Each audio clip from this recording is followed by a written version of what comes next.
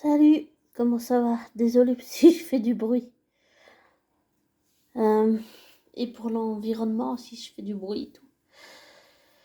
Je fais un audio à 2h du matin. Je sais que c'est un peu pas une bonne heure, mais désolée. Je voulais faire un...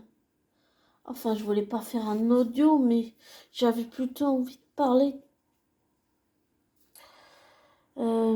Désolée si je fais du bruit, je bois, c'est que de l'eau.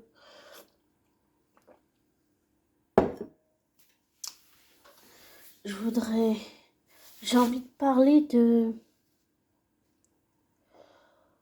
quelqu'un avec qui je fais de la télépathie. Et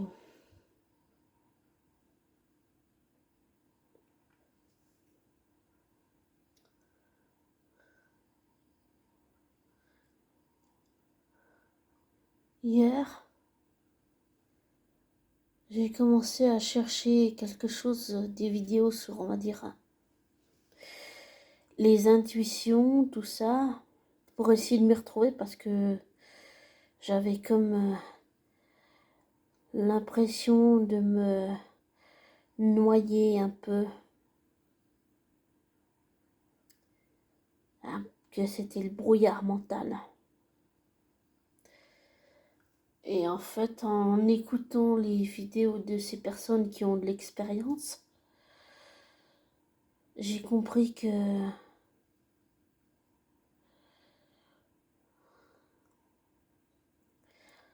c'est que si je suis énervée en pensant à cette personne avec qui je fais de la télépathie, c'est parce qu'en réalité, mon côté rationnel, mon autre part de moi a peur de rencontrer cette personne dans la vraie vie, mais j'ai compris que je le veuille ou non, ça va arriver. Et quand tu as une intuition, tu ne peux pas te projeter, tu ne peux pas avoir d'attente, tu es forcé de prendre l'intuition telle qu'elle est. Voilà. Et de l'accepter telle qu'elle. Et j'ai compris qu'en fait, en écoutant ces personnes qui ont de l'expérience, j'ai compris qu'en fait c'était ma part rationnelle qui avait peur et mon mental qui m'embrouillait l'esprit avec toutes ces pensées angoissantes et tous ces moments d'énervement là. Et en fait, quand je pense à la personne avec qui je fais de la télépathie, en réalité, dans la vraie vie, je ne ressens pas de peur, je ne ressens pas d'angoisse, mais je sens que mon autre part de moi, en fait, c'est elle qui me, qui fait, qui fait que je ressens de la peur, de l'angoisse et puis de l'énervement, en fait. Mais en réalité, j'en ressens pas. C'est mon autre part de moi qui fait ça. Je sais pas pourquoi elle a peur, mais je n'ai pas peur de rencontrer cette personne. Et j'aimerais bien que mon autre part de moi m'explique pourquoi elle a peur de rencontrer cette personne. Je vois pas qu'est-ce que ça peut faire d'aller à la rencontre des gens. Et j'ai pas envie de me laisser guider par la peur. Et je laisserai pas mon autre part de moi me guider avec la peur. Et je pense en ce moment à cette personne. Et je ne ressens que... Je vibre là, je ressens que de la joie, que du bonheur. Et c'est en écoutant cette personne et ces personnes qui ont leurs chaînes respectives, désolé si j'ai oublié les noms, mais c'est en les écoutant que j'ai réalisé qu'en fait c'était le brouillard mental, et les énervements, tout ça, c'était le mental, et puis c'est mon autre part de moi aussi qui a peur. Mais en tant que Sophie, j'ai pas peur, mais mon autre part de moi, oui, a peur. Mais c'est un peu compliqué à expliquer, mais on va dire que c'est un peu près ce que je viens de dire. C'est un peu compliqué, mais j'espère que tu me suis abonné et dans mon explication, désolé si c'est pas clair, j'arrive pas à expliquer, je suis un peu pas douée pour ça. Voilà. Et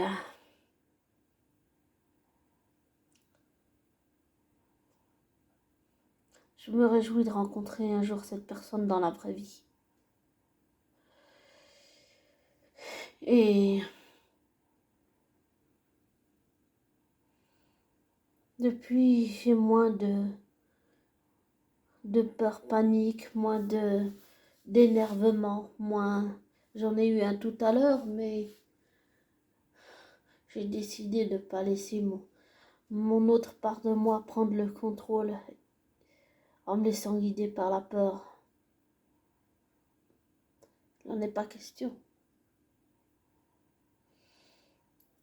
Et j'ai pas envie de laisser le mental me dire que ça n'arrivera pas. Parce que le mental, il va toujours te dire que c'est pas possible en fait. Mais tout ce qu'on dit, tout ce qu'on vit, tout ce qu'on dit, tout ce qu'on pense, positif ou négatif, comme je l'ai déjà dit je sais pas combien de fois dans mes audios, c'est de l'énergie. Donc si on pense négativement, ça va arriver. Si on pense positivement et qu'on vibre, ça va arriver également, qu'on le veuille ou non.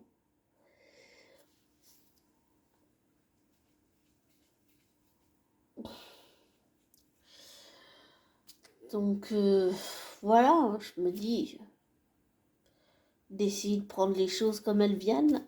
Et j'ai aussi une bonne nouvelle, j'ai une curatrice, mais c'est pas l'ancienne. L'ancienne,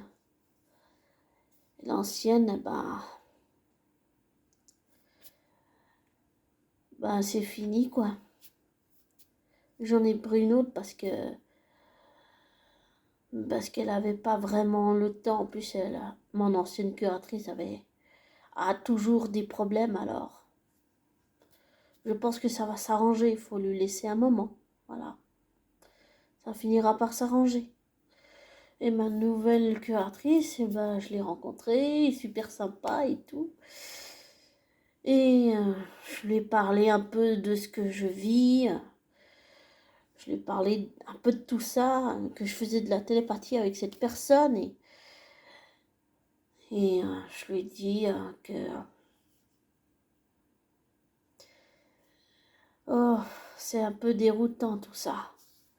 De le vivre, c'est déroutant, c'est déstabilisant, c'est impressionnant, mais on se dit en fait que ça n'arrive qu'aux autres, mais pas à soi. On se dit pas qu'on le mérite. On pense pas le mériter en fait. Enfin, je sais pas pour toi, abonné, mais je me disais que je le méritais pas. Je me disais, non, faire de la télépathie avec quelqu'un, ça n'arrive qu'aux autres, ça n'arrivera certainement pas à moi. C'est ça que je me disais. Eh ben, la vie m'a mis au pied du mur. Je me trompais puisque je fais de la télépathie avec cette personne qui fait un métier, j'ai envie de dire, public. Et il fait un métier, je pense, comme tous les métiers qui sont des métiers, j'allais dire des corps de métier difficiles. Hein. Comme être curatrice, comme être acteur, ce sont des métiers, ce sont tous des métiers de corps difficiles, comme tous les métiers du monde sont des métiers difficiles. Il n'y a pas que ces deux-là, mais la personne avec qui je fais de la télépathie fait un métier public, oui. Qui n'a, je précise au passage, rien à voir avec ma curatrice. Ce sont des personnes qui ne se connaissent pas dans la vraie vie. Voilà. Mais enfin, c'est impressionnant de faire de la télépathie avec ce genre de personne, alors que cette personne, cet homme ne me connaît pas et je ne le connais pas, il ne me connaît pas. Et j'apprends à me détacher de la personne publique qu'il est pour aller à l'essentiel, c'est-à-dire que même si je ne le connais pas encore dans la vraie vie, je sais pas, on dit que les yeux sont les portes de l'âme et on voit au plus profond des gens quand on dans les yeux en fait, d'une certaine façon. Mais je ne connais pas cet homme en vrai, il ne me connaît pas en vrai. Et j'ai envie de rencontrer cette personne, j'ai envie de rencontrer cette personne avec qui je fais de la télépathie, qui ne sait pas qu'on fait de la télépathie. J'ai envie de dire à cette personne, j'ai envie de lui dire, enfin, je vous rencontre. Et j'ai envie de lui expliquer tout le parcours. J'ai envie d'expliquer à cette personne comment elle impacte ma vie, toutes les choses qu'elle a apportées dans ma vie. J'ai vraiment envie de rencontrer cette personne. Et je ne laisserai pas mon mental semer encore la panique et, euh, et mettre le brouillard mental dans ma tête et je ne laisserai pas mon autre part de moi être paniqué, énervé et ne pas vouloir faire cette rencontre parce que ce serait passé, je pense, à côté de cette rencontre et j'ai pas envie de passer à côté de cette rencontre. Voilà. C'est important le partage et puis souvent on dit que faire des rencontres, c'est pas seulement aller à la rencontre de soi-même, c'est aussi aller à la rencontre de l'autre. Et c'est comme un cadeau, tu vois, c'est comme un cadeau. Comme disait Laura Fabian, quand elle a eu son problème, en fait, pour un cancer, un cancer, pardon, je suis pas désolée, je voulais pas dire cancer, je voulais dire un concert. Elle avait fait une balance, c'est-à-dire on vérifie la musique et tout, que tout soit bien en ordre avant le concert. Et en fait, il y a quelqu'un qui a fait une balance elle a eu la musique très fort dans les oreilles. Et elle a perdu connaissance en fait. Elle est tombée. Et en fait, il a fallu des semaines, des semaines, des semaines et même des mois pour qu'elle retrouve l'ouïe gauche et puis après l'ouïe droite et trouver des petites astuces pour écouter la musique, pour ci, pour ça. Et elle a dit que c'était un cadeau mal emballé, mais c'était un cadeau en fait. Et je pense qu'elle a raison. Je pense que les rencontres sont des cadeaux. On s'en rend peut-être pas compte, mais ce sont des cadeaux. Et je dis ça aussi par rapport à ma ex-PN, perverse narcissique, manipulatrice et raciste. Je m'en suis rendais pas compte à l'époque, mais avec le recul, je me dis que finalement, en fait, c'était un cadeau mal emballé. C'était une rencontre. C'était pas une rencontre super agréable, mais avec ma PN, mais c'était une rencontre. Et puis, ça m'a permis de progresser, puis d'arriver là où je suis arrivée, enfin, en partie. Et puis, ouais, ça m'a permis d'arriver un peu là où je suis arrivée aussi. Donc, oui, les rencontres, j'ai pas envie de passer à côté de cette rencontre et je pense que ça va être une, une rencontre simple, très belle, mais simple, dans la simplicité. Voilà, dans la simplicité. Peut-être que ce sera impressionnant, mais je me dis que cette personne,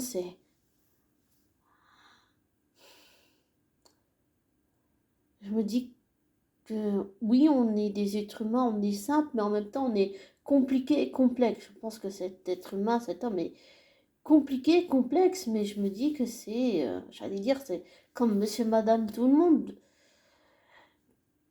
Ce sera une belle rencontre et je n'idéalise pas, c'est juste que je le ressens là, je le ressens intuitivement, je le ressens, ça vibre ça vibre en moi et tout ce que je ressens, c'est que ce sera une rencontre très belle, simple et positive. Et qu'est-ce que je peux dire d'autre? Rien d'autre. Je le ressens, intuitivement, c'est un ressenti vibratoire et intuitif et c'est comme ça que je le ressens, voilà.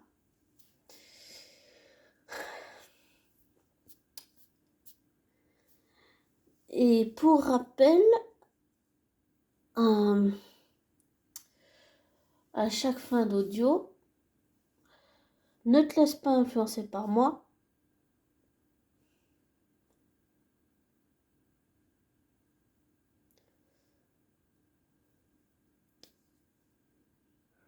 Ne prends pas pour argent comptant ce que je te dis. Fais tes recherches, tes vérifications. Tire-en tes conclusions après. Pardon. Désolée, je voulais pas roter. Et si tu écoutes ça la nuit, je te souhaite une belle nuit.